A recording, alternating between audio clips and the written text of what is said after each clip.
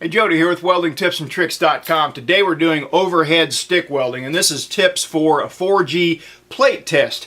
So here's something that's happened to me before, so I want to talk about it a little bit. For overhead tests like this, I used to do a lot of this number here. I put the rod in there just like that. I'd chuck it up here just like this.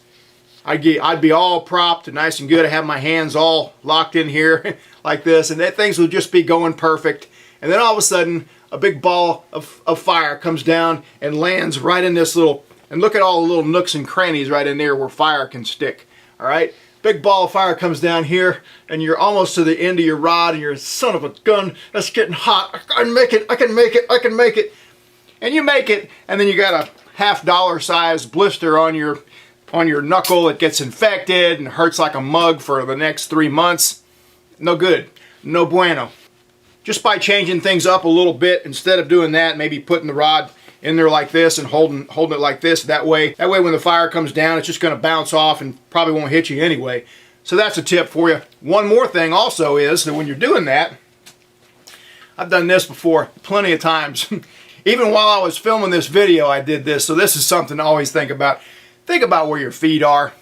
You know, there's nothing worse than to have that root pass going in just like you want it, and all of a sudden you're stepping on your lead and you didn't really notice it, and you can't feed the rod anymore, and you're out of balance where you can't pick your foot up off your lead, and you're just kind of, you got that perfect root going in there and it just screws everything up. So pay attention to where your hands are in relation to where the fire's coming.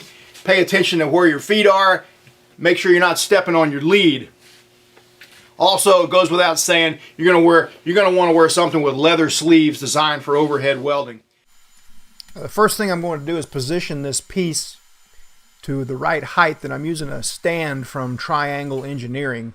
I like the actual plate to be just about at the top of my head, so just a little bit above eye level. Gives me a good line of sight on it. That's a personal preference. Some people will want it higher, some people want it lower. And now I'm going to take a few dry runs here, like I always try to do. Make sure I'm not standing on my lead again. You can see I've got just a little bit of a drag angle going. Straight up and down, 90 degrees works pretty well too. And just like with vertical welding, when you think you're straight up and down, you'll probably have a little slight drag angle, and that'll be fine. This is what I talked about earlier about not having my hands positioned where when the balls of fire drop down, it won't get caught on my gloves and cause me to stop a bead prematurely. Doing just a slight oscillation. This also can be done with 2 passes on the root pass. Some tests actually require that, maybe running 3/32 rods, 1 on each side, but I'm doing just 1 pass here today with a 1/8 electrode. That's 3.2 millimeter.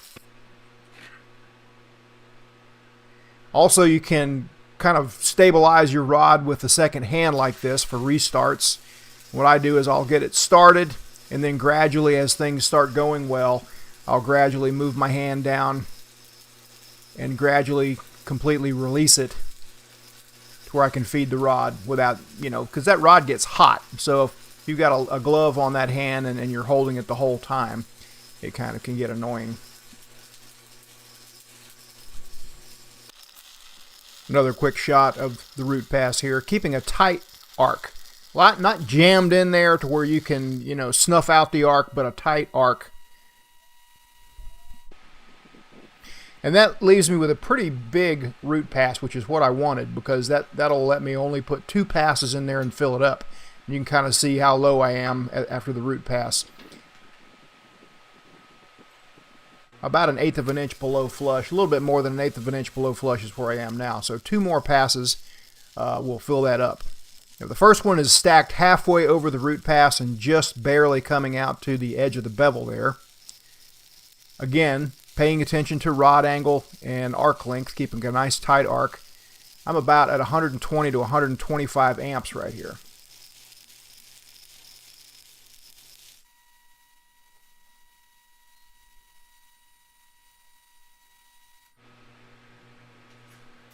Now we'll put in that second pass after we take a quick look at where we are.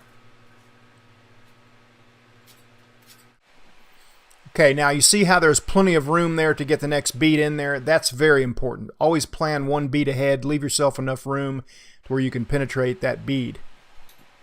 If you stack the bead over too far, it makes it very difficult to get your rod in there and penetrate like you need to. I've got plenty of room on this, and that's a good thing. I'm doing very slight manipulation of the electrode, just a little bit of side to side, not much at all. Some tests are very strict on how much you can manipulate the electrode, how wide the bead can be, so you're going to have to pay attention to that. Be prepared to run stringers with no motion at all. I'm in pretty good shape for a cover pass now. I've just got a slight little valley right next to that bead right there, but I should be in good shape for the cover pass, and we'll do that now. The first bead on the cover pass, you want to overlap the bevel just by a little bit, maybe a 1/16 of an inch. Don't go too wide out there. There are some test administrators that are very strict on how wide you go outside the bevel. Second pass, got it kind of blocked with my glove here. The camera barely picked it up, but you want to overlap the first pass by about halfway and leave plenty of room for that last pass, which in this case there wasn't any groove or valley to fill up, so it doesn't really matter. And again, for this last pass here, you can turn the machine down 5 or 10 amps maybe, because really all you're doing is running a bead on plate there. But if things are going well, just leave the heat, leave the amperage alone. All right, well, that's the 3-bead cover pass.